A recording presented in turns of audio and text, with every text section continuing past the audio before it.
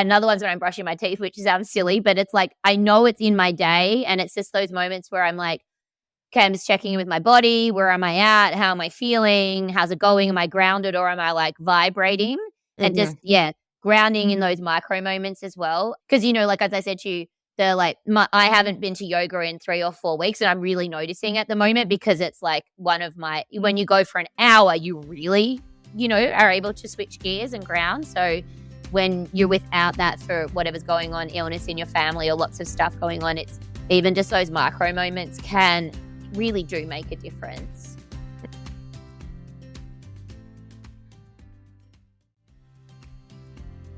Hello and welcome to the And Both podcast. Here we are going to hear from moms and those in motherhood that are doing the thing that works for them. They are honoring themselves alongside the all-encompassing role and level of expectation that is modern motherhood.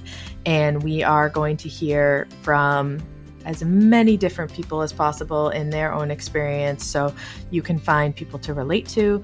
You can hear stories that will make you laugh, make you cry, all of the above, and that we will come together as a community to support one another in a way that is holistic and honoring of the woman and the mother as a whole.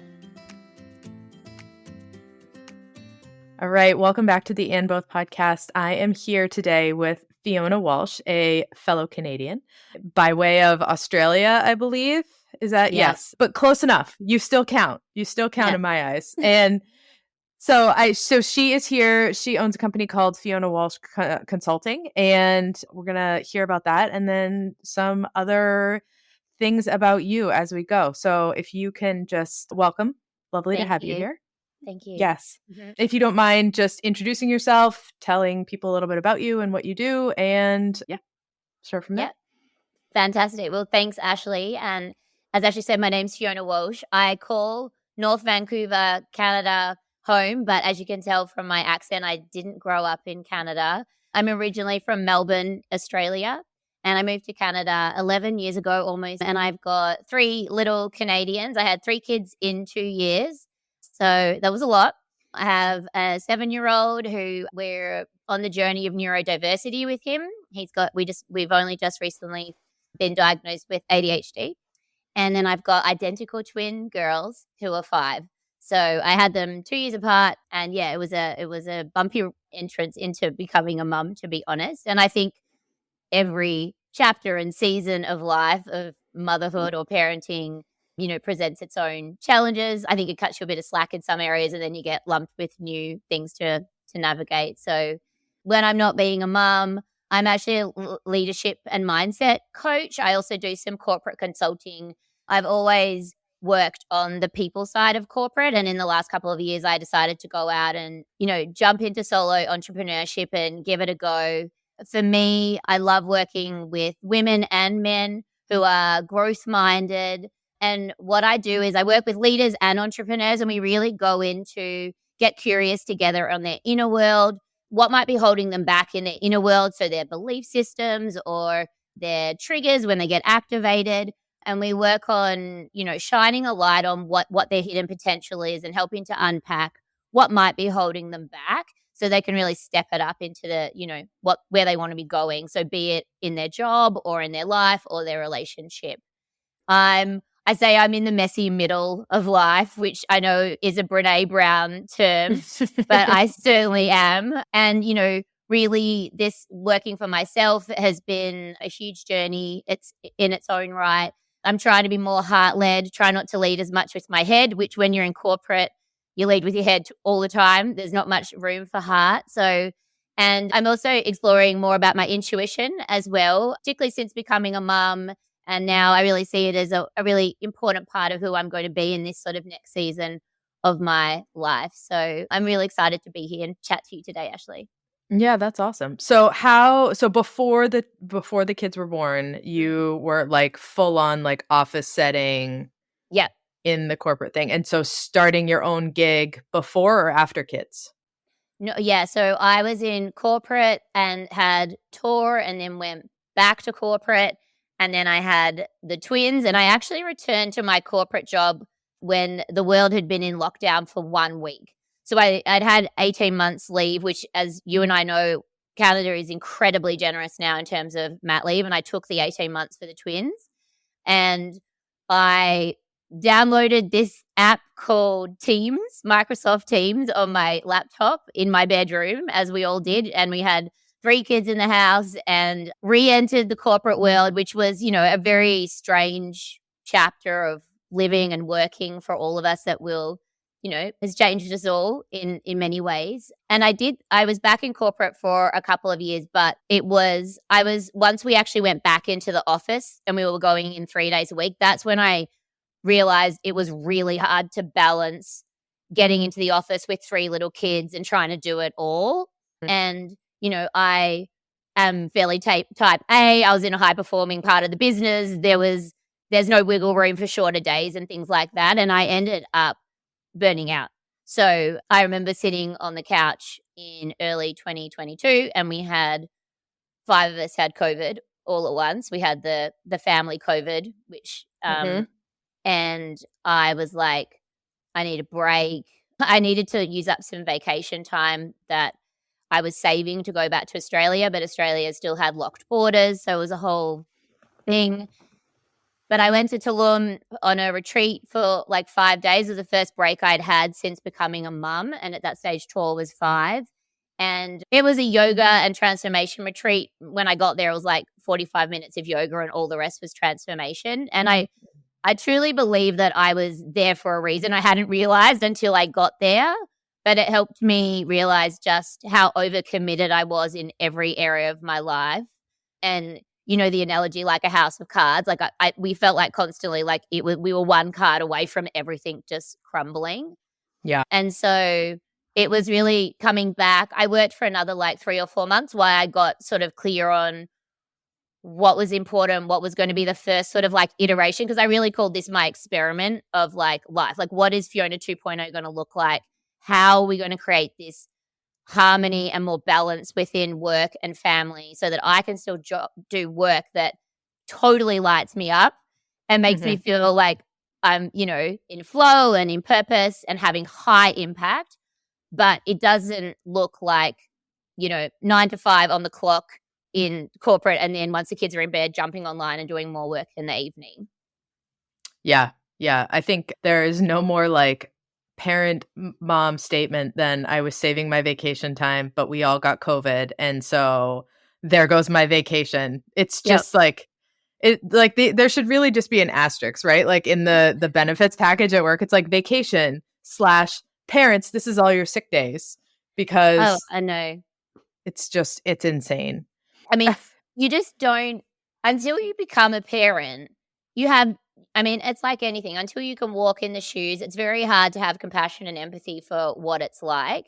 And I do think though, and this was our choice, but I think if you're in a corporate setting and you have one child, if you've got like 2 working parents, you can make it work. I think when you add 2, 3, 4 children, or even a child that has additional needs, like my son has got additional needs, I think that's when it starts to get really, really hard unless you've got like a lot of family support, which we don't. We choose to live in Canada, all of our families in Australia, or if you can afford a nanny or, you know what I mean, a support person like that. Yeah. But because you just don't have the backup. I mean, we weren't, no disrespect to where I was working, but we weren't allowed to use our own sick days when our kids were sick. So you had to use I'm fairly sure they've changed that now. And a lot of corporates now are calling them like leave days. So you can use it for your own illness or your kid's illness or, if you're a carer for an elderly person.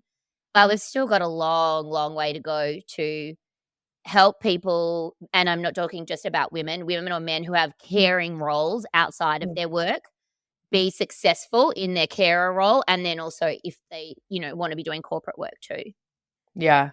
I always wonder, like, from the perspective of like when change happens, right? It's like that joke of like, if men got periods, there'd be free tampons like in every bathroom in America. And like, if men could have babies, you could get services like at the gas station, and it's just like as convenient as possible. And I often wonder, especially after COVID and the way that there was no like picking up the slack, like one person picking up the slack, because we were all like feet in the fire together. And I Yes. feel like that period of awareness that other people had, that particularly men had, about the capacity that it takes just to do that part. Mm. I wonder if there is going to be change based on their experience versus the experience of moms, because it seems like for generations and generations, we sort of bend and flex and rise and do all of those things to like, fill in the pieces, or like we're like the grout in the tiles, right? It's just like Yep. make sure everything stays where it's supposed to be. And so I wonder, Mm. now all of these changes are happening, especially in like more formal corporate settings. Will that continue on, or will we get to a point where people are like, oh, that was just COVID and now we can go back? Do you know what I mean? Yeah, I mean, 100%. I think COVID was like any major catastrophic event, really created awareness for people on. I think it created awareness for people a lot on like what's important to them. Like people were separated from loved ones, and like a lot of my friends here who were on the fence about staying in Canada, who were not from Canada, quite a few of them moved back to the UK and Australia in that time, because that it was a real reckoning of like what is really important to me.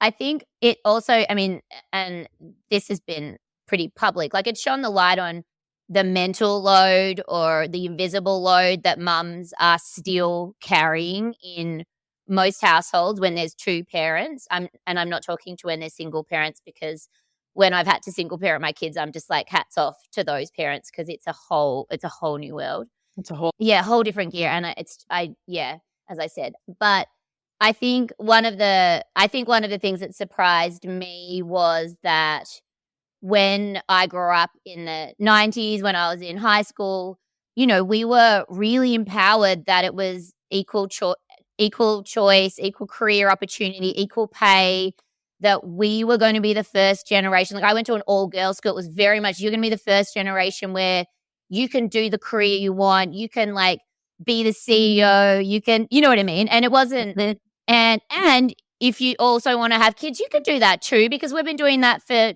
centuries, right? But then the narrative or the belief that we'd been told, and then I kept telling myself, our thoughts become our reality. I kept telling myself I can still do this. The story is that I can be an executive and have this like harmonious family environment. For me, got to the stage where it wasn't. I was burnt out. I wasn't really happy with much because I was burnt out. You know what I mean? I was like, okay, like let's start to look at that belief or that story you're telling yourself, because it's not serving you right now. And I remember a relative saying, "Oh, we all from Australia, oh, we all think you're a super mum," and I felt like an absolute imposter, because I was like, I'm like holding on like to the cliff. Do you know what I mean? Like most days. So it was just like, yeah. And I think so. I think that, as I said, like the mental load that mums carry, and in some families it's dads. I'm not like always gender norming, but I think when we went back to work as well, it was really hard to transition, because if you'd had this reckoning, like I used to joke to my team that like peak hour, the concept of peak hour is just like, we've totally messed up society, that we all jump into cars and on public transport to get to work in these little segments of time at the start and the end of the day. And I was like, I remember joking in COVID when we're all at home, surely we'll never have to worry about peak hour again, because it's just like a stupid thing that we created. But like, I mean, like if you want to look outside right now, it's 9:30 here in Vancouver, and like, people are still in traffic trying to get into downtown. So I feel like we had some lessons, but some of the society-based lessons have not shifted, or corporate lessons haven't shifted as much as what people expected. And even like some of the reasoning of why people are still being brought back into the office and expected to be in person, some of them don't hold a whole lot of data or research behind them.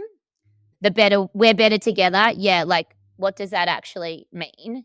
You know what I mean? And so it's a lovely tagline. It's good on t-shirts. It has, yeah, if it's like, if someone breaks down the why, 100%. There are types of work where in person it really does work, like innovation, collaboration. Before, when I was in corporate, I did design thinking. Those kinds of workshops, we pivoted and we did them so well on Mural and Miro and Mural when we were virtual. But the first few that we did back in person, like there is human connection in person. There's magic about it, and you can't have that virtually. But you also don't need to have the magic every single day. And lots of tasks and work can be done remotely. And yeah, it's just about finding that balance of like, when do you need the magic and when do you not, so that, you know, people have got a choice, so they don't have to, like, as I said, get in the car and deal with peak hour every day. Yeah, yeah. I think that's like that. I mean, that's a great point too, is that it's not this idea of it being all or none is just so, it's so old, right? Like Yeah. it's so, and it comes from a time when that was an option because of all of the things that were dispelled in 2020. So if you have people that, you know, where you need to come into the office, are you going to be at your absolute creative peak 40 hours a week, starting at 9 and ending at 5 or 6 or whatever it is? Like it's Yeah. not like a light switch, you know? So Mm. I do like the idea of people of that figuring out what works and what doesn't over having these like sweeping policy things. Like there's so much, there's so many things that I think that people prior to this were like, that will never change, that will never happen. But now having had those experiences, I mean, I don't even know what the statistic is, but there's empty buildings in Manhattan right now Yeah. because people Yeah. just haven't gone back. And companies are like, well, we don't really need to keep doing it this way in order for it to be functional. Like in my own experience, my company is entirely remotely based. But Mm. and that's the beauty of it being your own, right? Is Yeah. that you have, you know, I work with somebody in Illinois, I work with somebody in Connecticut, I work with someone in California and in the UK, and it's just Mm. like the biggest stressor in all this is figuring out what time zone I'm supposed to be in. Yeah. It's just Totally. like even just, I mean, you and I trying to coordinate this, I was like, am I sending this to you at the right time? Yeah. Okay, let's hope. But it's just Yeah. that idea of like you have to have flexibility in Mm. order to create space that people need to avoid things like burning out Yeah. or avoid having these, I always say, like these like rigid fence around your time, right? Like because Mhm. really what happens after you have kids is your kids become those rigid borders. Like Yeah. your kids have to eat, your kids have to go to school, Mm. your kids get sick, like all of that stuff. And it's just that idea of like, it's like playing like scheduled Jenga Yeah. all day long. But I feel like that like super corporate, like strict is like playing Jenga with like one less piece.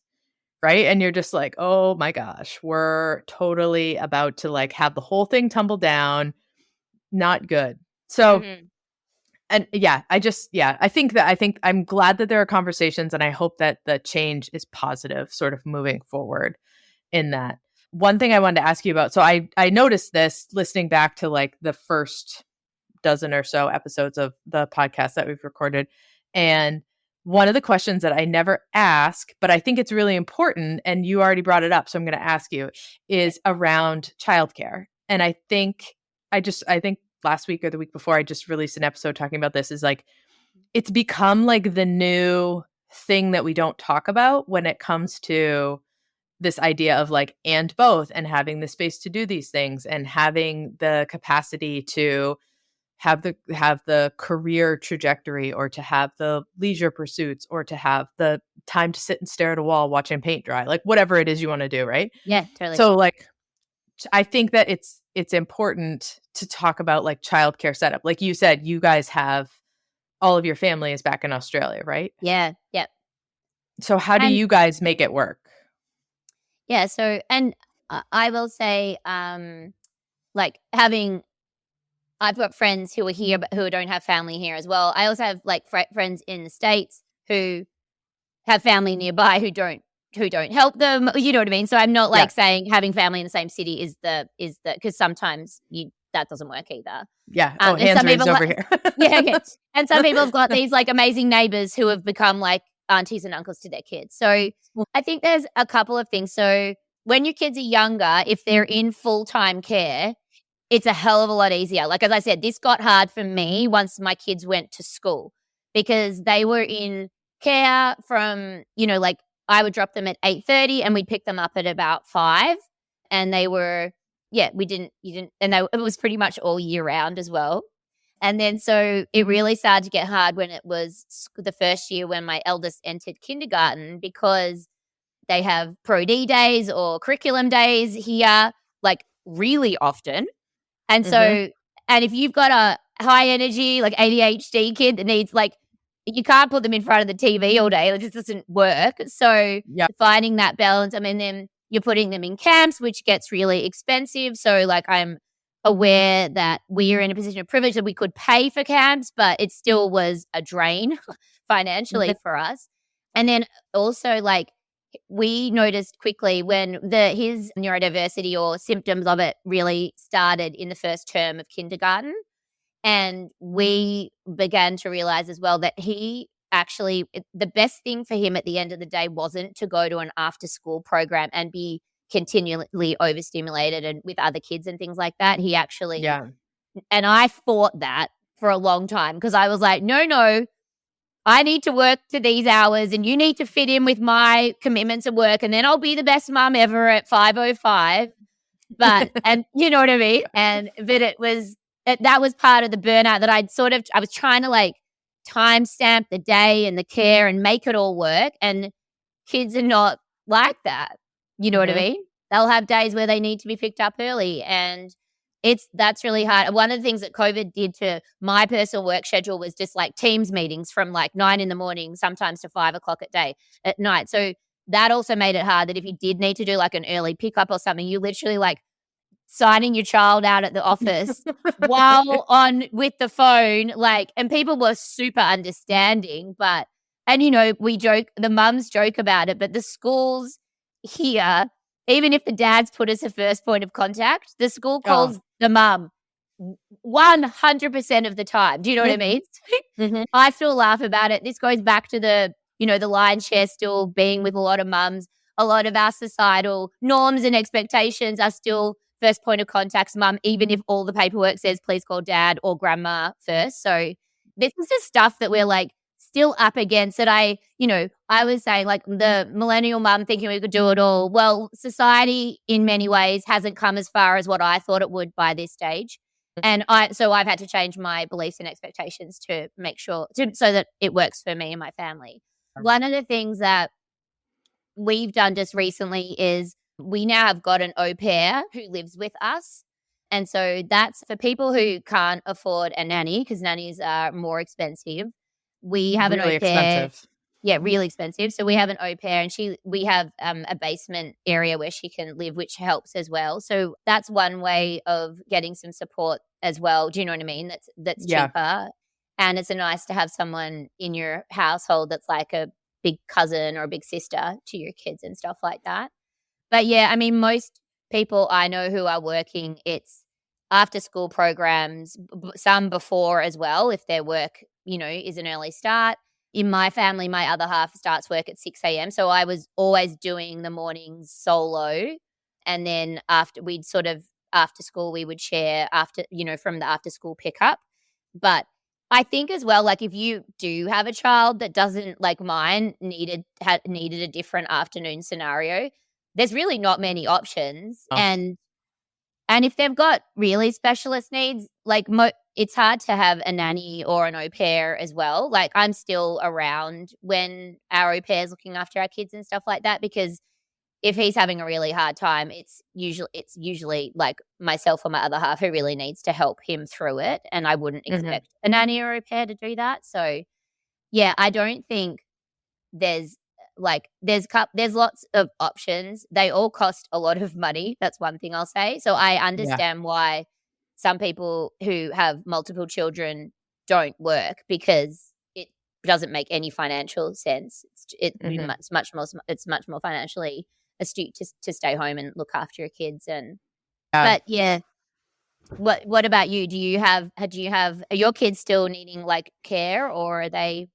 Yeah, so I have 4. They are Yep. 10, 8, well, 10, 9. Sorry, he just Yep. had a birthday. 5 and 3. And Oh, okay, so so yeah, like definitely. right now I have one that's home with me. He does preschool a couple days a week in the Mhm. mornings only. So he's home with me, which means that like some of these podcast episodes people may hear like a Yeah. tiny little voice come in that, doesn't get edited out or whatever. But I think that that's important too, is that having the conversations, it's that idea too of like that be it all you can have it all thing Mm. that like got, I don't know, like that went in with the school planners as far as I'm concerned when we were in middle school and high school, is like, yeah, you can do that.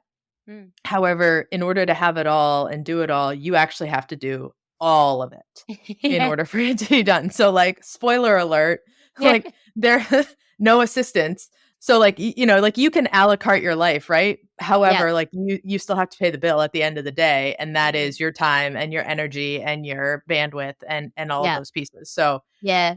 yeah. One thing I'll say is when we were at home in COVID, it was normalized that like you'd have a little toddler Mhm. pop up behind you, or someone's cat walks across the screen. It has shifted back though, you know what I mean? So if you've got I know people, if you've got kids homesick, people are like, "Oh, sorry," and super apologetic, and it's like, well, they're sick, they can't go to school, and you're still doing Right. your job, so you're trying to do it all, trying to have it all. Yeah.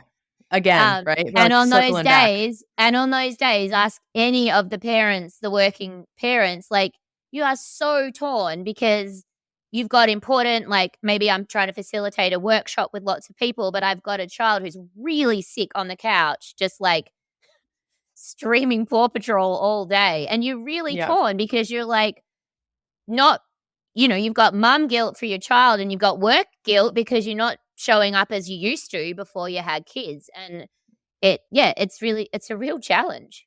It is a real balance. One thing, though, I will say has changed for me since working for myself and working with more mums, and I'm going to be interested to see where this trend goes, but I see more mums like me leaving corporate and redesigning what work and home life looks like them so that they can do high impact, passionate work, but also pick up from school if they want to 1, 2, 3, 4, 5 days a week, and Mhm. create the space to be like, I've got a really sick kid today, so I'm going to have to cancel my 3 coaching calls and move them. And my clients have been amazing because a lot of them are mums or actually all of them are parents, a lot of mums, and they get it. Whereas in corporate, their understanding wasn't there. And I even had someone say to me when I was setting up my business, 2 years ago, a year and a half ago, well, what are you going to do if you've got a sick kids on the couch and you've got like a call? Like, what are you going to do? Because in the corporate world, that's not acceptable. And so, I mean, now I have an au pair as a bit of backup, but with people I know who understand and are flexible, now I'm just super honest. And I'm like, Mhm. I've got a really sick kid.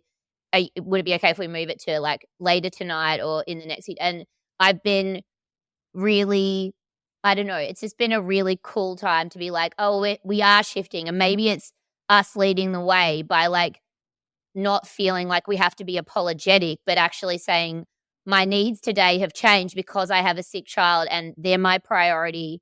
And like most humans are awesome. And they're like, of course, like Mhm. look after your child. Do you know what I mean?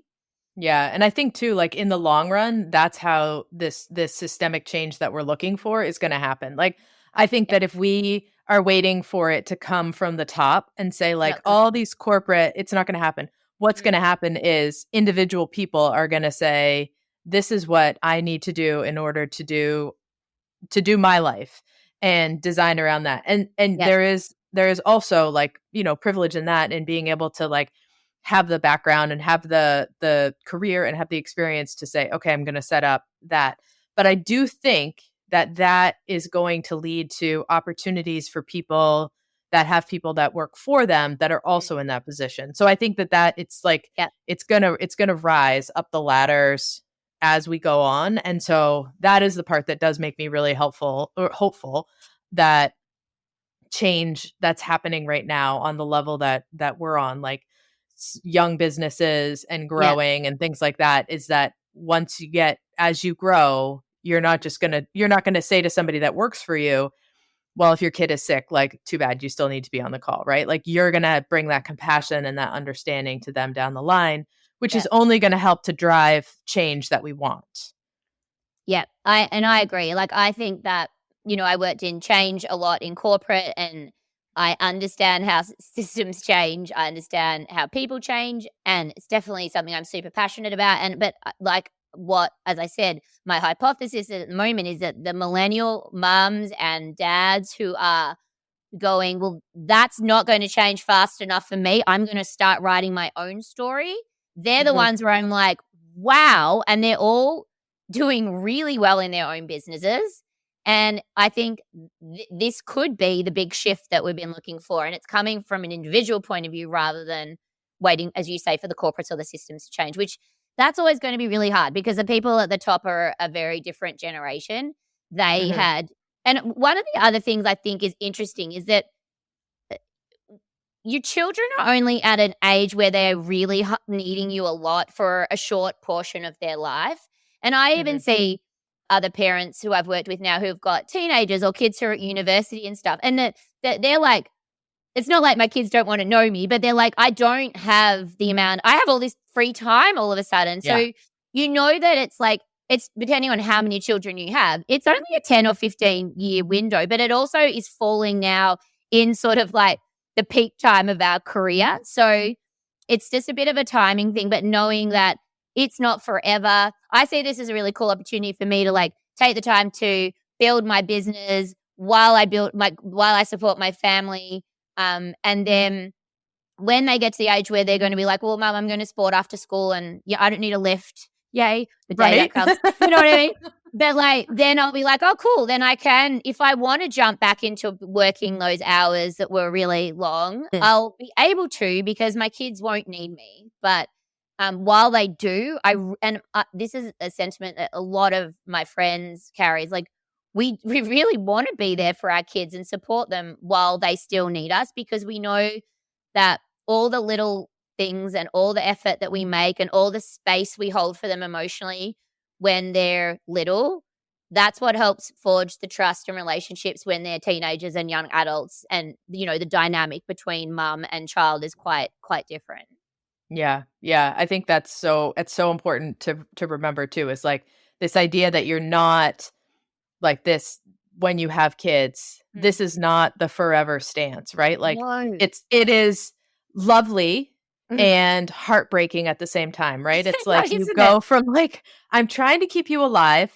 You are Yep. doing your very best to like fall off something, jump off something, choke on something, break something, like Yep. all of that. I'm trying my best. And then all of a sudden they're like, "Thanks, that was great. Like, I don't need your Yep. help anymore. Like, I drive, I do this, I do this." And you're like, "No, no, no, wait, wait, wait, wait, wait. Like, hold on. It was just a second ago." Like, I think too, like maybe that is part of the idea of like growing something on your own, Mm. business wise, career wise, while this is happening. It's just that idea of like, as their needs go down and your time goes Yeah. up, to try and figure out where that, I mean, I think the crossing point is going to be different for everybody depending on, like you said, how many kids you have and, Mm. what you're doing and what you're growing and things like that. Yep. But the idea that you can continue to push forward in that thing for you Mm. and that you are passionate about, like you said, that lights you up and that is really important to you to hold on to. And I think too, the other part that we also need to talk about is the idea of like work can be that thing. And that doesn't necessarily mean it's the only thing, right? It's not like Mm. you're like a mom and so you do, school pickup and you have all of these pieces and then you have work. Like what you do for work, when you choose what you want to do for work, when you have this opportunity to create and grow something, can serve two purposes. It can serve that career purpose and it can also serve that fulfillment piece that doesn't always happen when it comes to career or job or whatever, depending on whatever you're doing. So I think that's important too. Like you in the design of your days and then the design of the decades of your life, Mm. Where does that make sense for you? And I think that's why people are getting into entrepreneurship more than generations past. Yeah, and I agree. And one of the things I did that was really telling for me when I was trying to figure out should I stay or should I go in corporate, um, was, and I always do this with my coaching clients, is that like doing before going to bed at night, doing a gratitude journal where you write down 3 things that you're grateful for each day. And from a neuroscience point of view, it's like the best thing to do before you go to sleep because you're like shutting down with like positivity and things that you like, filled up your cup during the day.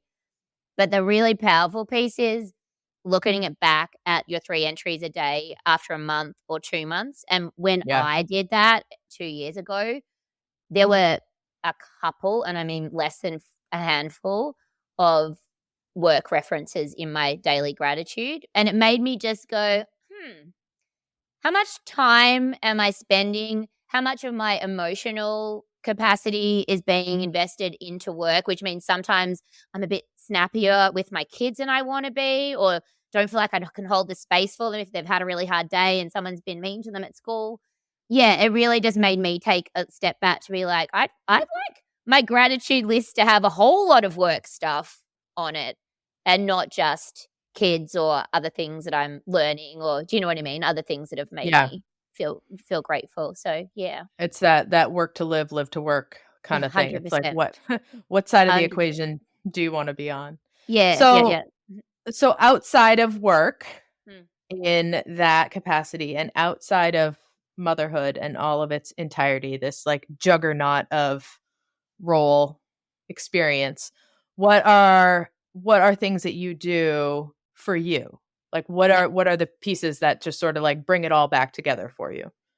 Yeah, so when I mentioned early on how I went to that retreat in Tulum, and one of the exercises they got us to do was list like 1 to 5, and it was like work, relationship, family, self, and maybe like passion projects or something like that. And you had to like order 1 to 5, like how much time you were investing into it and emotional capacity.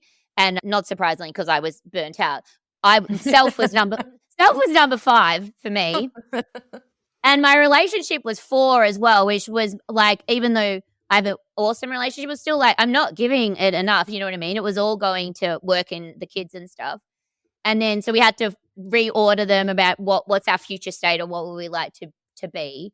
And so that's been a big focus for me. And it's something that hasn't come easily. Like, my mum is the most giving person, one of the most giving people in the world. And she cares so much about other people that, the modeling that I saw was to give, give, give. And my grandma was the same. So I've got like a cycle, if we want to talk about cycle breakers, cycles of people pleasing, of like always giving to others. That was what the maternal role was modeled to me. And so I've had to like break that down and also like create like a lot of structure around what works for me to make me come back to my best self, because otherwise I'm too stressed. Or so for me, I started meditating in Tulum, and I still do some form of meditation nearly every day.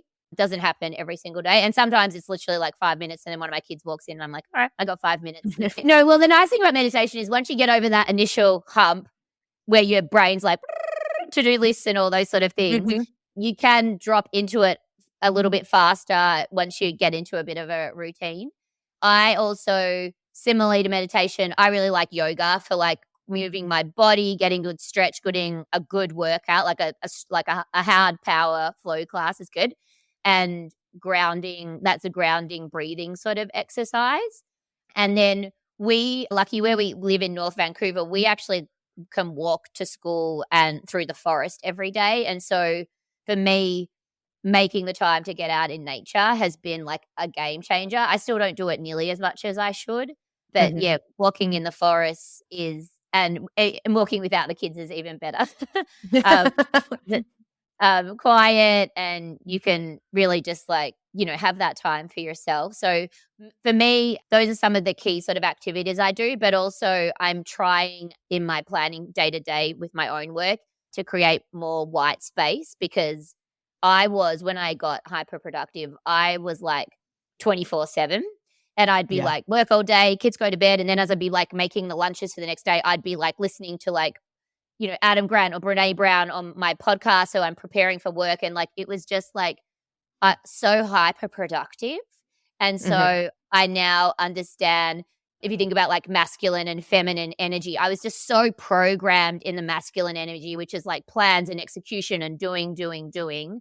I'm really trying, and it's sometimes a bit of a street fight, to lean into the more feminine energy, which is like flow state, having space, like not actually having plans or parking the to-do list to have some quiet time just to like do nothing. Yeah. I think I like that what you said about the cycle breaking because I Mm. think that that's an important thing because I think cycle breaking is one of those things that it's come up a lot like in the last, I don't know, I feel like 10, 15 years maybe, Yep, yep. but it always comes up as like a negative, right? So it's like Mm, this idea of like breaking cycles. It's like cycles that are harmful, hurtful, mm. not great, right? 0 out of Yeah, 10. Do not yep, recommend. yeah, Whereas there's also cycles that are not necessarily negative because mm, there is positive, right? Like there's positive in growing up in a household where it's like, you have the warm cookies after school and all that stuff. But like that doesn't necessarily inform your development in a way that is congruent with what you want. But yes, it's hard. It's like hard to not to be like, well, that's not bad. It's mm. just not going to line up with how I want it to go for me, and that doesn't mean that it's bad that I'm not doing that. Do you know what I mean? Oh, yeah, 100%. I think, yes, when the first time I heard about cycle breaking, it was more like, people trying to break cycles of domestic abuse or alcoholism, or, like big T trauma stuff. When you look at cycles that a lot of people, I said I'm in my messy middle life. This is what I'm working on. Like the people pleasing, perfectionism. They're things that like can be superpowers at times and have Mhm. got you to where you are, but they're Right. also, in the coaching I do with people, these are the pieces that are holding you back because you're on autopilot so much of the time. They're so programmed into your subconscious, you don't even notice you're doing them. And then you get triggered or disappointed in yourself because there you are, you did it again. So, Mhm. and I think that even I'm a big fan of Dr. Becky Kennedy, who's got this whole movement, parenting movement called Good Inside. And she talks about how we're the generation of cycle breaking parents, in that the way we're showing up with our kids is totally a different way of parenting and creating like emotional space for them that we didn't have as children growing up. And like there is, in all of her work, there is nothing saying what our parents did to us wasn't with the best intentions. It's just like we've got more data now. We know more about Right. psychology now. Like we're in this information age. If we weren't using it all to inform which cycles could be improved or redirected, then we would be, it would be a waste. So, yeah, no, Yeah. I think that it's not cycle breaking, is a really positive thing. And I think that especially, the small, as I said, the small T stuff, or even just like breaking habits and stuff, if it's like good for you, go for it. Right. Right. Mm, It's that like allocation of bandwidth. yep. It's like, do you have so much of your bandwidth that's going to these things that you're like you're saying, like you're on autopilot for, Mm, and you mm. wonder why at the end of the day, when, beginning of the day, everyone's in school and you've got an hour or whatever between now and your next meeting, like what are you doing? Are you going around and like picking up the house and Yeah. cleaning things and doing all that? Or are you sitting down and doing the thing that you're going to be thinking that you need to do the entire time you're going around to do that? So it's like, am I fulfilling what I need to fulfill for me? Yeah. Sometimes it is the living room, right? Like sometimes I walk in my living room and I'm like, how do people concentrate on anything in this house? That's like there's puzzles and there's like Mm. stuff Lego. everywhere. Lego. Oh my God, we just had Christmas and there is a Lego dump truck that showed up at my house. It's just and the little pieces and Yeah. I love it. It's great. Fine motor, OT, I Mm. get it. However, like the fine motor doesn't need to happen underneath my foot. It's Lego. Oh my God. But that idea of like where do you put that emphasis in that moment? And Mm. are you choosing to like walk in the rut that is, I have to clean up the living room before I can go do that, or this is what I need to do right now, and that like checking in with yourself component of it. Yeah, 100%. Yeah, and those little expectations that you hold on yourself, or as I said, the stories that you hold, like, just, like, sitting with that and being like, "Is that really do I need to do that? Is it really important? And would it be better that I took some time for myself and, like, moved my body or, like, took some deep breaths?" You know what I mean? Like, rather than, Right. like, Had a speed cleaning. snack. Had a snack and intentionally ate rather than eating it, like, while I'm doing 50 things and then, like, "Did I eat that apple? Oh, yeah, there's a core over there. I must have eaten it." Okay, like, you know what I mean? Like, Right. the lack of intention sometimes, like, just dialing up intention can go like, such a long way to be Mhm. present, and it's finding those micro moments, to be honest, because, like, parents don't have as I said, I've been trying to find the white space, still trying. It's not, like, happening consistently, but I am better at, like, my, like, coffee in the morning, I always make sure I pause and be I absolutely love coffee. So I'm just like, I always pause and take a couple of breaths, and it's like, there's a couple of those moments a day that I always have, and another one's when I'm brushing my teeth, which sounds silly, but it's like, I know it's in my day, and it's just those moments where I'm like, "Okay, I'm just checking in with my body. Where am I at? How am I feeling? How's it going? Am I grounded or am I, like, vibrating?" And just Mhm. yeah, grounding in those micro moments as well. Because like, as I said to you, the, like, I haven't been to yoga in 3 or 4 weeks, and I'm really noticing at the moment because it's, like, one of my when you go for an hour, you really, are able to switch gears and ground. So, when you're without that for whatever's going on, illness in your family or lots of stuff going on, it's even just those micro moments can really do make a difference. Mhm. And I think too, like for people that, like there's people that are listening that have brand new babies and there's people that are Mm. listening that have teenagers and things like Yeah. that. I think too, it's also really important to think about like sometimes you only have those micro moments Mm. and it's not like the scraps or the like the breadcrumbs of the day. I mean, Mm. sometimes it is depending on, like a brand new baby where you forget, you're like, when did I shower last? It's been 5 Oh, I days. know. Oh my Yep. God, this is gross. But that idea of like, if you're someone who is feeling like I am totally drowning right now, I am totally Mm. underwater, I don't do anything for myself, I don't like, I am in the like the chasm right now. I'm in the Yep. Grand Canyon that is motherhood, and how do I Yep. claw my way out? And I think that like the breadcrumb approach of like, I'm going to stop and have this sip of coffee. The whole world could be ablaze behind me. However, Mm. like for this second, I'm going to do this. And then for this second, and then you build on those as it makes sense for you in order to start to create that white space, in order to start to create like maybe it's the sip of coffee in the morning and then it turns into like 10 minutes where you read the newspaper and you have coffee, Yep. or it's that, and it's just like growing those moments as you can but Mm. without like making it a good or bad thing, right? Like some days, like you're saying, like some days meditation lasts 5 minutes and some days meditation is 45 minutes or whatever. I Yep. I like if you can meditate for 45 minutes, I No. bow down to you. Because that I mean, I might have to be like 85 and like half asleep in order for that to count. It's like a 45-minute meditation.